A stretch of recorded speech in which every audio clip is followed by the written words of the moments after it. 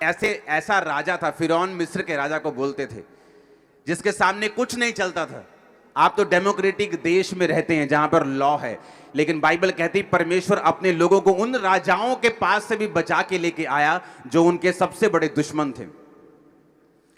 उसने, बाइबल कहती, ए राजा, ओग राजा, जो अपने जमाने के बड़े बड़े राजा थे, उनको परमेश्वर ने मार गिराया। चिंता मत करो, वो तुम्हारे अंग संग है, तुम्हें मरने नहीं देगा वो। और मसीह लोग ये बात जानते हैं कि उनका परमेश्वर क्या कर सकता है। आमीन। जिस बड़े छुटकारे की मैं आपसे बात कर रहा हूं, उसका एक तरीका है। याद रखो, हर एक व्यक्ति बाइबल में बड़ी गवाही को नहीं पा सका। हर एक बंदा उत्थे नहीं पहुंच सका जिथे उन्होंने पहुंचना चाहिए। बाइबल च लिखिया ਉਹੀ ਲੋਕ ਜਿਹੜੇ ਪਰਮੇਸ਼ਵਰ ਨੂੰ ਸਮਝਦੇ ਨੇ, ਜਿਹੜੇ ਪਰਮੇਸ਼ਵਰ ਦੇ ਵਚਨ ਨੂੰ ਸਮਝਦੇ ਨੇ, ਜਿਨ੍ਹਾਂ ਨੇ परमेश्वर ਦੀ आत्मा ਨੂੰ सुनिया, वही लोग पहुंच सके। अगर आज मुझे छुटकारा चाहिए तो बाइबल में तरीके लिखे, बाइबल में पैटर्न लिखा है, मुझे उसी पैटर्न को फॉलो करना है। आमीन। मैं हिंदी में इसलिए प्रीच कर रहा हूं ताकि जो दूसरी स्टेट्स के लोग हैं वो भी इस चर्च को सुनते हैं, पूरी इंडिया में सुनते हैं, ताकि वो भी सीख सकें और इस बड़े छुटकारे के भागी बन सकें। आमीन। अगर आप अब्राहम की स्टोरी को देखेंगे तो बाइबल कहती है परमेश्वर ने जब अब्राहम को बुलाया, उसने जब अब्राहम को उत्पत्ति 12 उसकी 1 से 5 के बीच में अब्राहम को परमेश्वर ने कहा, अब्राहम अपने देश, कुटुंब, अपने पिता के घर को छोड़कर उस देश को चला जाओ जो मैं तुझे दिखाऊंगा, मैं तुम्हें बड़ा छुटकारा दूंगा। पर बाइबल कहती अब्राहम ने क्या किया, उसने अपना सब कुछ, भेड़ बकरी, पत्नी ली और अपना भतीजा भी साथ ले लिया। परमेश्वर ने उसको कहा था कि अपने कुटुंब को छोड़कर मेरे पास आना, लेकिन बाइबल कहती वो अपने भतीजे को साथ ले गया। और जब लूत उसके साथ बढ़ने लगा, अब्राहम एक बहुत अमीर इंसान था। बाइबल कहती परमेश्वर ने उसको भेड़ों की आशीष दी थी, वो चरवाहा था, परमेश्वर ने उसको बरकत दी थी। बाइबल कहती जैसे अब्राहम के भेड़ें बढ़ने लगी, क्योंकि परमेश्वर का जो कलाम था, जो वचन था, जो परमेश्वर की बरकत थी, वो अब्राहम के ऊपर थी। और इसी कारण, उस बरकत के कारण, उस ग्रेस के कारण लूत भी अब्राहम के साथ ब्लेस होने लगा। और जिस तरह अब्राहम की भेड़ें बढ़ने लगी, लूत की भेड़ें भी बढ़ने लगी, लूत की फाइनेंशियल ब्लेसिंग भी बढ़ने लगी। और बाइबल कहती लूत भी अब्राहम की तरह आशीषित और अमीर होता गया। एक बात लूत भूल गया कि आज लोग छुटकारे में क्यों नहीं, आज क्रिश्चियन लोग भी अंडर बॉन्डेजेस हैं, आज क्रिश्चियन लोग भी बंधनों के नीचे हैं। कारण क्या है? आज मैं आपको वो कारण बताऊंगा। अगर आपने कारण समझ लिया, अगर आपने ये वचन समझ लिया और आपने इस वचन को बार बार सुना, और आपने अभी भी सुना और घर जाके फिर इसको सुनना और फिर दोबारा सुनना और दूसरे क्रिश्चियन लोगों को ये मैसेज फॉरवर्ड करना, मैं आपको बता रहा हूं एक बड़ा छुटकारा आपकी लाइफ में एंटर कर चुका है यीशु के नाम में। अब बाइबल कहती जब लूत भी ब्लेस होने लगा, कि अब्राहम तो ब्लेस सीगा ही सीगा, बाइबल कहती लूत भी ਉਹਦੇ ਨਾਲ रल के ਉਹੀ आशीषां लूत की जिंदगी ਦੇ ਵਿੱਚ भी आउण ਲੱਗੀਆਂ। बाइबल कहती है लूत भी ब्लेस होने लगा, पर बाइबल कहती है कि अब्राहम के चरवाहों के साथ लूत के चरवाहों का झगड़ा हुआ।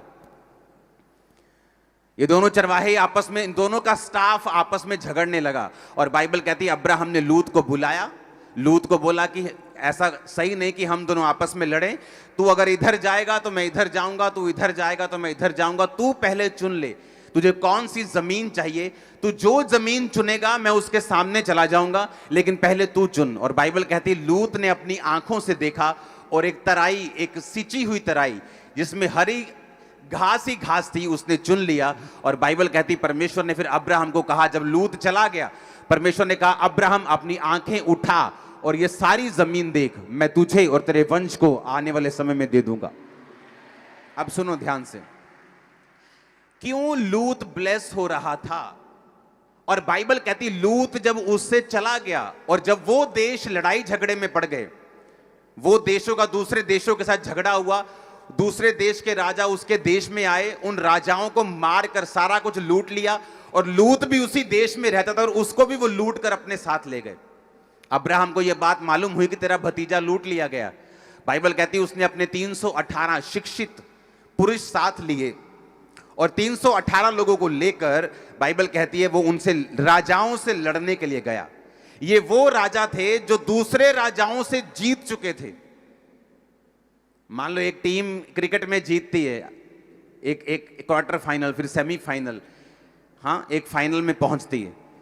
ये वो राजा थे जो सारे राजा को हरा के लूत को लेके गए थे। बाइबल कहती है जब अब्राहम 300 बंदों को, सिर्फ 300 बंदों को लेकर उन राजाओं से लड़ने के लिए गया, तो जो लाखों लोगों की सेनाएं उन राजाओं को नहीं हरा सकी, अब्राहम ने 300 लोगों के द्वारा उन राजाओं को हराकर अपने भतीजे लूत को छुड़ा लिया। और फिर क्या हुआ? लूत को फिर भी समझ नहीं आई कि मेरी लाइफ के ऊपर जो ब्लेसिंग्स हैं, जो कवरिंग है, जो आशीष है, वो मेरी वजह से नहीं, वो अब्राहम की वजह से है। क्यों? क्योंकि अब्राहम एक नॉर्मल इंसान नहीं है, अब्राहम एक नॉर्मल विश्वासी नहीं है। अब्राहम एक परमेश्वर का चुना हुआ एक अगुआ है, जिसके जरिए परमेश्वर अपनी महिमा को प्रकट करना चाहता है और जिसके जरिए परमेश्वर अपनी योजना को अपने इजरायली लोगों के ऊपर लेके आना चाहता है, जिसके द्वारा परमेश्वर आने वाले समय में वंशों तक अपनी महिमा को प्रकट करेगा। अब्राहम उस किस्म का इंसान है। अब मेरी बात को ध्यान से समझना। साउंड सबके समझ में आ रहा है कि नहीं आ रहा है? समझ में? जिनको नहीं समझ में आ रहा हाथ हिलाओ। जिनको साउंड समझ नहीं आ रहा, ये देखो, ये सेक्शन है। सिर्फ आपको बोला था हर सेक्शन में बक्सा लगाओ। हालेलुया। अब मेरी बात को ध्यान से समझना। परमेश्वर पक्षपात नहीं करता। ऐसा नहीं कि वो लूत से ज्यादा प्यार करता है, कम प्यार करता है, और अब्राहम से ज्यादा प्यार करता है। तो दोनों इंसान, दोनों परमेश्वर ने लहू से मांस से बनाए, दोनों परमेश्वर ने अपनी आत्मा से सिरजे। लेकिन ऐसा क्यों कि परमेश्वर अब्राहम से ज्यादा प्यार करता है और लूत से नहीं? इसका रीजन है बहुत बड़ा। परमेश्वर इस धरती पर जो कुछ भी करता है उसका एक मकसद है। परमेश्वर ने पौलुस को चुना। परमेश्वर ने कहा, पौलुस, अन्य जातियां तेरे द्वारा मसीह में आएंगी, अन्य जातियों को मैं मसीह में तुम्हारे द्वारा खींचूंगा। पौलुस कह सकता था, परमेश्वर, मैं एक बड़ा पढ़ा लिखा, उस टाइम के बेस्ट स्कूल में पढ़ा हुआ, यहूदियों में बड़ा मान सम्मान रखने वाला इंसान बोल सकता था कि परमेश्वर, अगर तू मुझे यहूदियों में इस्तेमाल करेगा तो मैं ज्यादा इस्तेमाल हो सकता हूं, क्योंकि ये लोग मेरी पावर को, मेरी हैसियत को जानते हैं। लेकिन परमेश्वर ने कहा, ना बल से ना शक्ति से, पर मैं जिसको भी इस्तेमाल करूंगा अपनी आत्मा के द्वारा करूंगा। परमेश्वर ने कहा, मैं इन पढ़े लिखे लोगों में एक अनपढ़ पतरस को इस्तेमाल करूंगा और अन्य जातियां जो तुझे नहीं जानती, मैं तुझे इस्तेमाल करूंगा। अब हुआ क्या? अब परमेश्वर ने पौलुस को चुन लिया कि पौलुस तो मेरे काम करेगा, अन्य जातियों को मेरी महिमा सिखाएगा। पौलुस कौन था? एक विरोधी, जगह जगह पे बांधने वाला, विश्वासियों को मारने वाला, विश्वासियों को तोड़ने वाला एक विरोधी। किसी के बोलने से मत डरना कलीसिया, जब परमेश्वर गिराने में आता है 2 सेकंड लगते हैं। परमेश्वर ने बार बार बाइबल में लिखा, उनका मुंह देख के तुम घबराना मत, तुम्हारा मन कच्चा ना हो। जब परमेश्वर की लाठी लगती है ना, 2 सेकंड लगते हैं बड़े बड़े सुरमाओं को गिरने में। आमीन।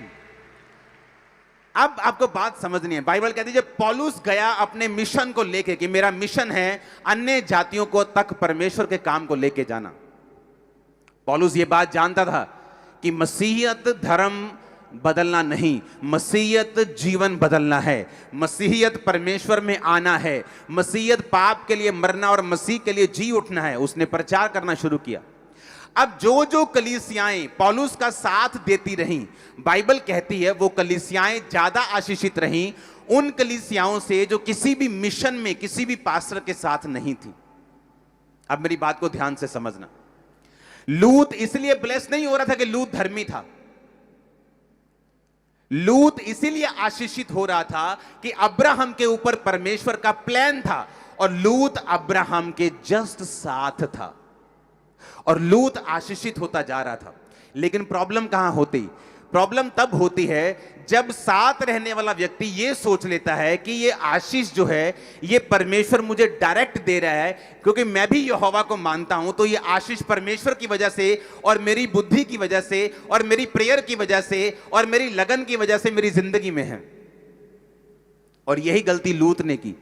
उसे लगता था कि तू यहोवा को मानता तो मैं भी यहोवा को मानता हूं, तू परमेश्वर की सेवा करता तो मैं भी परमेश्वर की सेवा करता हूं, तू बलिदान चढ़ाता तो मैं भी बलिदान चढ़ाता हूं। आपका स्टाफ, आपके भाई के स्टाफ के साथ लड़ाई नहीं कर सकता जब तक आप अपने स्टाफ के कान ना भरें।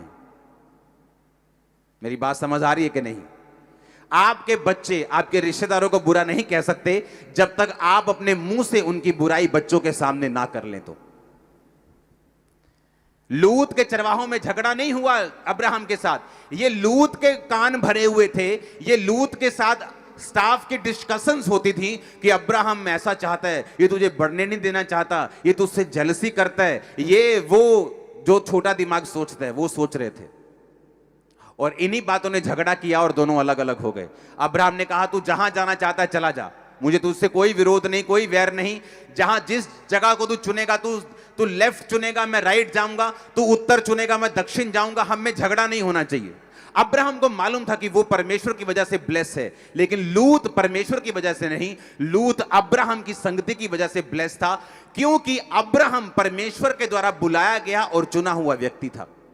अब मेरी बात को ध्यान से समझना, वो विश्वासी जो किसी भी मिशन के साथ जुड़े नहीं हुए, जो किसी भी ऐसी चर्च के साथ जुड़े नहीं हुए जिनका मकसद रूहें बचाना है, वो विश्वासी कभी भी उस तरह से ब्लेस नहीं हो सकते जिस तरह से आप लोग ब्लेस हो रहे हैं।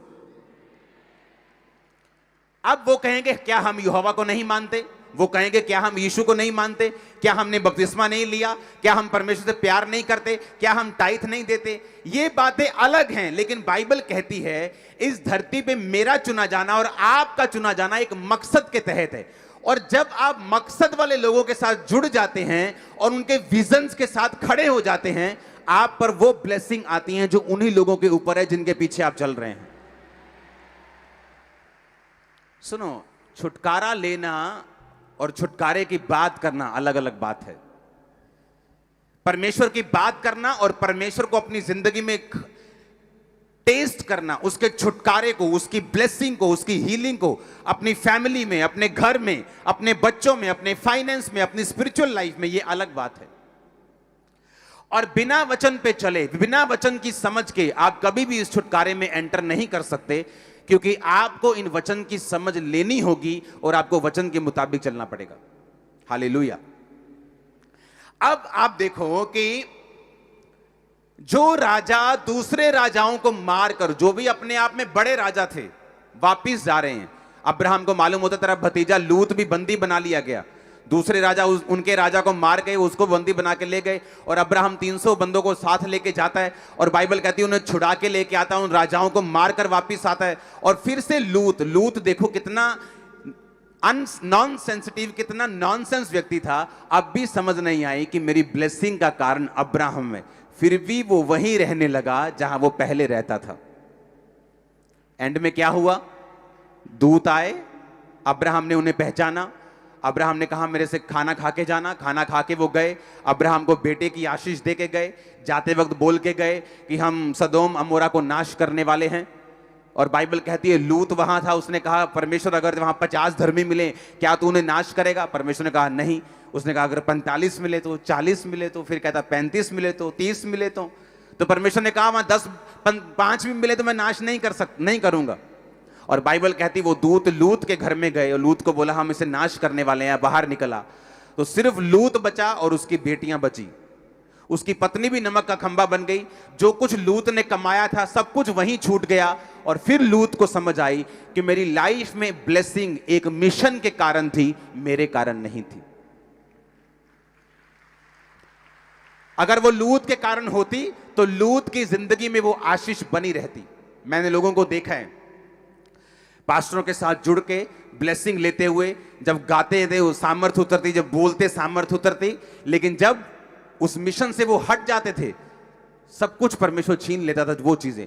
अब वही चीज वो करते थे लेकिन लोगों को सामर्थ महसूस नहीं होती थी, वही चीज वो करते थे लेकिन लोगों को वो आनंद महसूस नहीं होता था, क्योंकि उन्हें वो मालूम नहीं कि परमेश्वर आपको जो कुछ भी देता है वो अंडर मिशन, अंडर कवरिंग और एक खास मकसद के तहत देता है। आप मेरी बात को समझ रहे कि नहीं? अब लूत, अगर आप कहें कि नहीं लूत की वजह से वो आशीष थी, तो जब सदोम और अमोरा को दूतों ने नाश किया तो लूत की वो आशीष उसके पास क्यों नहीं आई? उसकी पत्नी, उसकी लड़कियां भी वहां रह रहकर करप्ट हो चुकी थी। और ऐसी जाति लूत और उनकी अपनी बेटियों से पैदा हुई, जिससे सारी उम्र अमोनियों और अमोबियों से, मुआबियों से परमेश्वर ने फिर नफरत की। हालेलुया। कितना खतरनाक है एक व्यक्ति का रूहें बचाने वाले लोगों के साथ ना जुड़ना, जो क्रिश्चियन है, जो मसीह में है, जो ये जानता है कि आपका प्राइम मकसद, यीशु मसीह ने जाने से पहले, स्वर्ग चढ़ने से पहले क्या कहा था? सब जातियों को चेला बनाओ, उन्हें बाप बेटा पवित्र आत्मा के नाम में बपतिस्मा दो, और देखो जगत के अंत तक मैं तुम्हारे साथ हूं। ये मेरा मकसद नहीं है, ये आपका मकसद है। वहां पे सिर्फ 12 चेले नहीं थे, बाइबल कहती वहां पे 500 से ज्यादा विश्वासी खड़े थे जब यीशु मसीह ने कहा तुम जाओ और सब लोगों को चेला बनाओ। इसका मतलब आप एक मकसद के तहत बुलाए गए हैं, आप सुसमाचार सुनाने के मकसद के तहत बुलाए गए हैं। उस मकसद को जब हम पूरा करेंगे, उन्होंने प्रेरितों के साथ मिलकर उस मकसद को पूरा किया। किसी के पास घर था, उन्होंने घर बेच दिया, पैसे थे पैसे दे दिए, गोल्ड था गोल्ड बेच दिया, मिशन के कामों को कंप्लीट किया, पौलुस की सहायता की, पतरस की सहायता की, और वो खुद भी ब्लेस होते गए। गिनती में कलीसिया दिन प्रतिदिन बढ़ती गई। उन 12 को खत्म करने का यत्न किया गया, 400 करोड़ हो गए आज हम। हालेलुया। ये भूल जाओ कि क्रिश्चियन लोगों पे आप दबाव डाल दोगे तो क्रिश्चियन खत्म हो जाएंगे। अरे ये फूट निकलेंगे, इतने निकलेंगे तुम गिन नहीं पाओगे। ये तुम्हारी गिदड़ भपकियों से डरने वाले कोई नहीं है ये लोग। जब तुम मसीह में बपतिस्मा लेते हो, तुम अपने लिए मर चुके हो, उसी दिन तुम मसीह में जी उठे हो। अब यीशु मसीह जानता है तुम्हारे साथ क्या करना है। आमीन।